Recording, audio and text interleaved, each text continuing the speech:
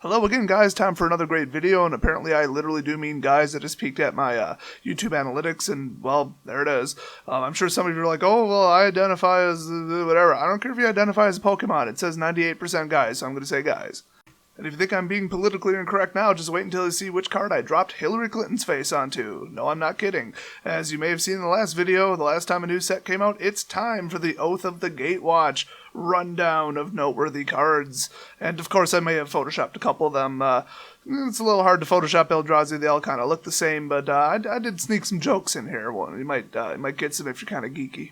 So, starting in no particular order, except I just realized they're alphabetical, Allied Reinforcement. Yeah, it's a 4-cost, yeah, it's a sorcery, but it drops in 2 White Knight ally creature tokens onto the battlefield, so that is a double rally trigger. You can't get much better than that, because triggering rally twice might actually end the game. Now, it's more important to sort of trigger it once, but if you could trigger it twice, something really bad might happen, like your creatures might get double boosted, so that's probably going to be a pretty hot card.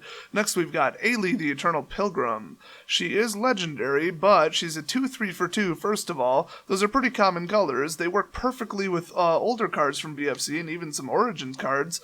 And she has Death Touch, so nobody's going to block her. And then you can pay one of any color, don't even tap her, sacrifice another creature, and then you gain life equal to the sacrificed creature's toughness. So she could go in the Aristocrats. She could go in a black-white drain deck. I mean, this is going to be one of the hottest cards in the set, easily. And then the best thing is, if you feel like paying 3, also without tapping her, which you could do while she was tapped, sacrifice another creature, exile target non-land permanent. You can only activate this ability if you have at least 10 life more than your starting life total, so your deck may or may not try to do that. It's not the end of the world, you know, if you don't play that, because she's just fine with the 2 properties, the property and the first activated ability.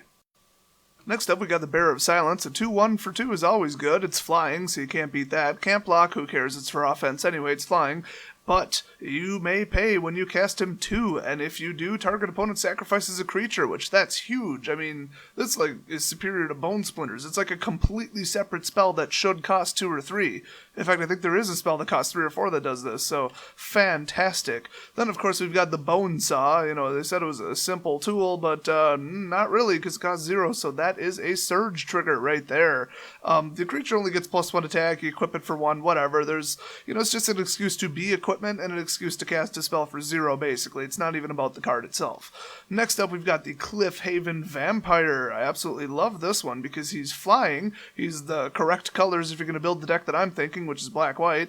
And the most important thing is he's sort of like a Johnny's Pride Mate, but better, where whenever you gain life, per instance of gaining life, not per life point, each opponent loses 1 life. So that is just fantastic. It's not as good as Sanguine Bond from back in the day, but it's still really, really, really good because it chains with other cards that are the +1/-1. So that is just fantastic. And there's very few, like, I'm going to gain 10 life cards, so it's very relevant. Next up, we've got Deceiver of Form. This guy is outrageous. Not only is he an 8/8 for 7, but then at the beginning of combat on your turn, reveal the top card of your library. If it's a creature card revealed this way, then you may have creatures that you control other than Deceiver of Form become copies of that card. So that's exact copies, not just the power and toughness. So if it has an on-swing effect, go for it. You're going to trigger it multiple times. I mean, you could even do this to your Scions. Just have a big Scion army out there.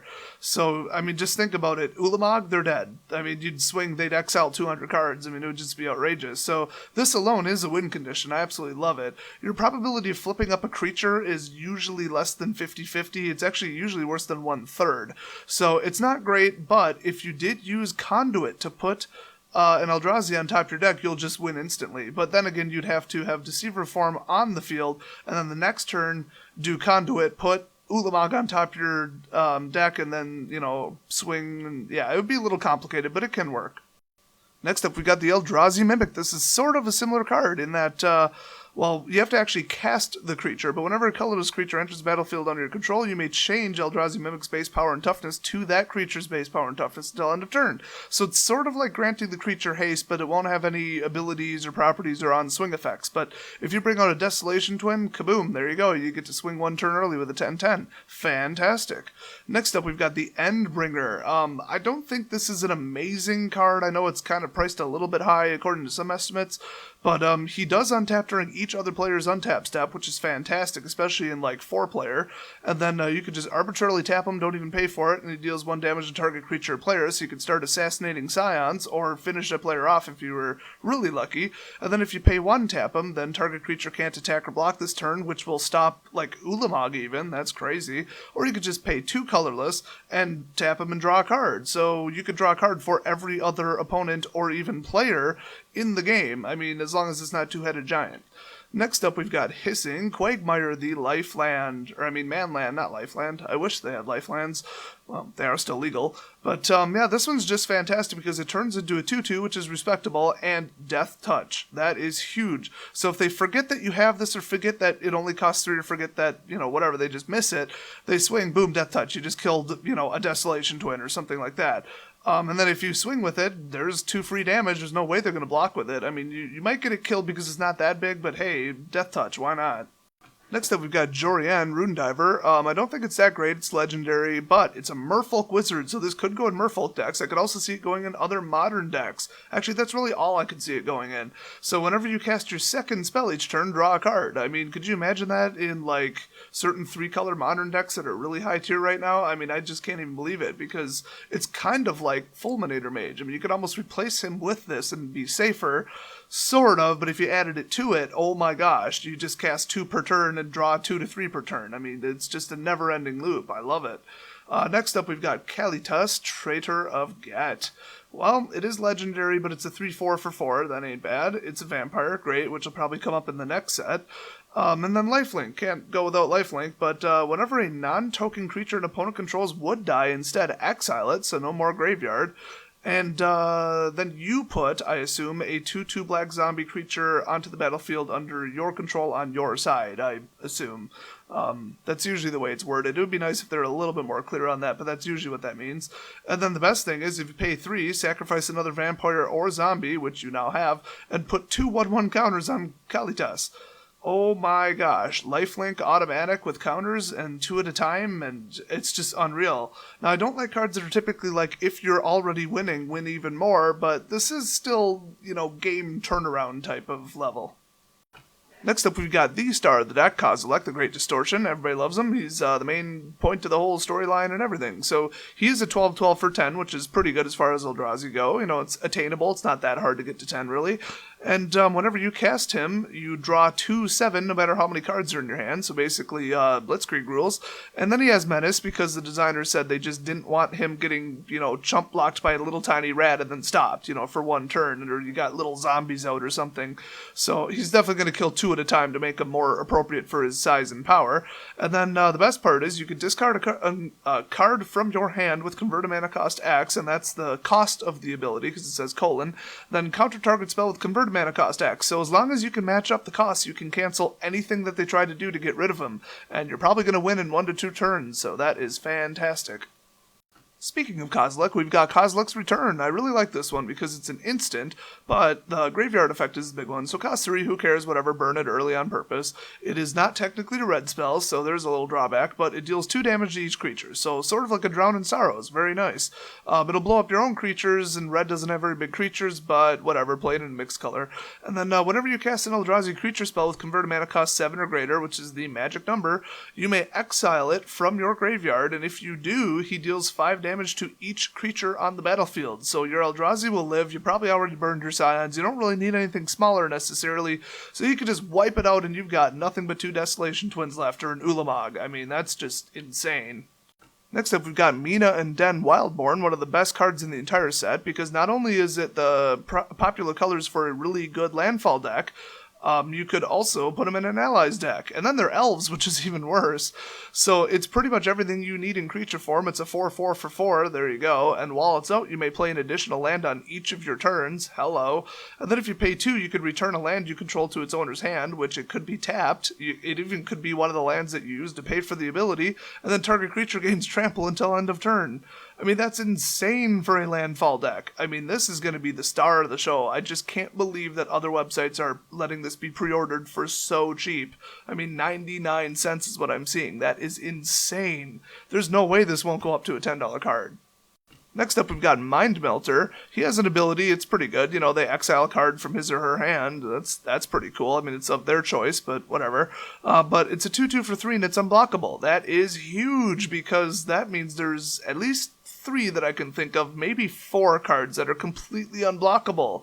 I mean, that's just insane. They usually don't let that many cards be unblockable in Standard at the same time. So all you have to do is get them out, cover them, and keep swinging, and you win. Next up, we've got the Nyssa, voice of Zendikar, the one responsible for freeing the Eldrazi. So, yeah, damn right she better show up. But, yeah, she's a 3 loyalty for 3, which is not that hard to get to in green. She brings out her own bodyguard, and her -2 will not kill her. So you could bring her out, sort of Gideon her, you know, with the old put a 1/1 on everybody, and not blow her up. I mean, that's just crazy. So she's going to be out for a while, and if you could manage to -2 her multiple times, you're going to win, and her -7 is just insane. But, speaking of Nyssa, Oath of Nyssa! That's not the only Nyssa card. So she's pretty good because it's a really good 1-drop because it's a free scry. You get to scry 3 basically, and then not even just scry 3, you have to put some on the bottom, but then you get to pick your choice of the 3 as long as it's creature, land, or planeswalker, which is pretty much everything in green. So I really like this one. And then you may spend mana as though it were mana of any color to cast planeswalker spells. That whole bring out all the planeswalkers thing is never going to work. I've analyzed the deck. It's just not going to work. But, you know, whatever. Scry 3. And keeping with the dirt cheap spells, we've got Prophet of Distortion. It's a 1/2 for 1, so I like it already. But then, late game, you could pay 4, not even tap it, and draw a card. So if you had 8 mana, you could draw 2 cards. I mean, that's just fantastic. This is perfect in any Eldrazi deck, or pretty much any deck that has blue. And then next, of course, we got Pyromancers Assault. Very nice enchantment, because whenever you cast your second spell each turn, which they seem to be obsessed with in this set, the card itself deals 2 damage to target creature or player. Very flexible. So you start just throwing spells at them with Red Burn, and you get like a bonus little miniature sort of lightning bolt. I mean, that's just very nice. I really am afraid that Red Burn might become a thing again. And next, we've got a very underrated card already. It does cost 5 as a sorcery, but hey, it's really powerful. Target opponent loses 5 life unless that player discards, and they mean successfully discards 2 cards, sacrifices a creature, or a planeswalker. Repeat this process once. So they're either going to lose 10 life, 5 life in a mix, you know, discard 4 cards or a mix, or sacrifice 1 or 2 creatures or planeswalkers. I mean, none of those options are real pretty.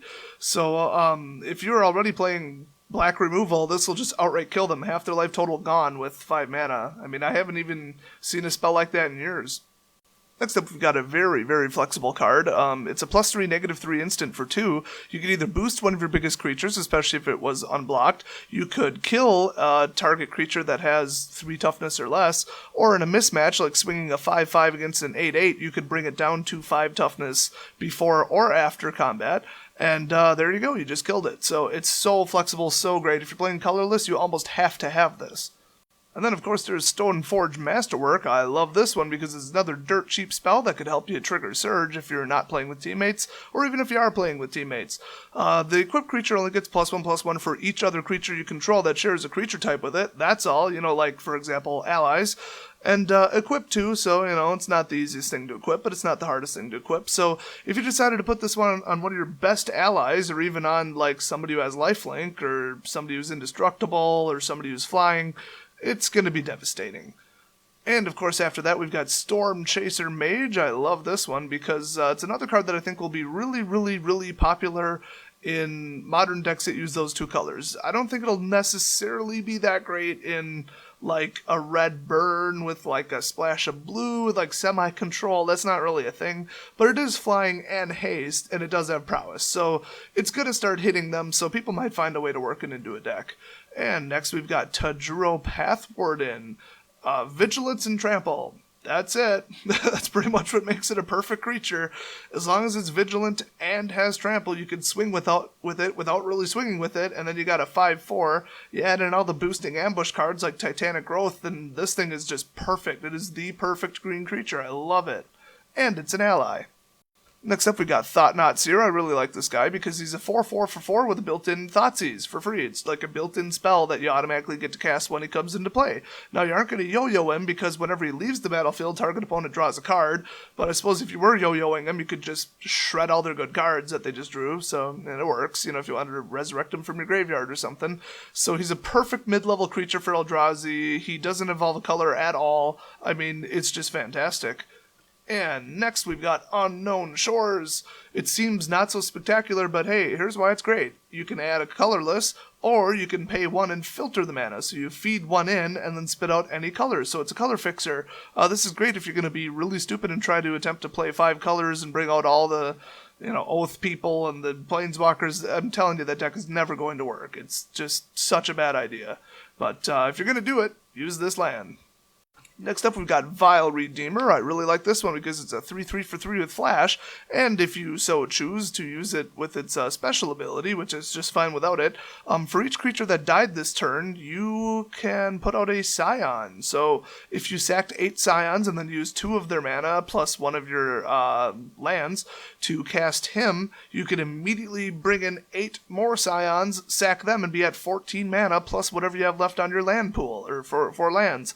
So he could replace zombies that just got killed. He could let you double chump block something. I mean, there's just infinite possibilities for how you could use this guy. He could be like a mana doubler, mana ramp, massive creature, you know, recovery or whatever, swarm recovery. It's just insane.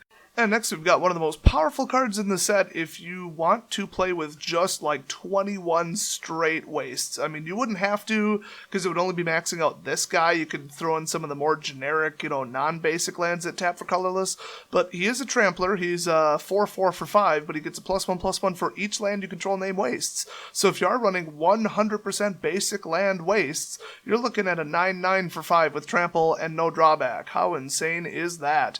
And finally, Zulaport Chain Mage, another Zulaport. So it's a 4/2 for 4. Pretty nice, kind of easy to kill, but it's got Cohort, where you can tap an untapped ally that you're not particularly using at the time, or one with Vigilance, and target opponent loses 2 life. So that would be great if you granted everybody Vigilance, or if you used a black-white deck with natural Vigilance built into it, because then you could swing with the creature, and then no matter if they block it or not, boom, tap for 2. But no matter how you built your deck, you could take any untapped ally you control, including Zulaport itself, and tap it during their end step for 2. So it's sort of like they lose 2 life every single turn forever while this is out, and it's coming out pretty early. So very, very, very powerful card.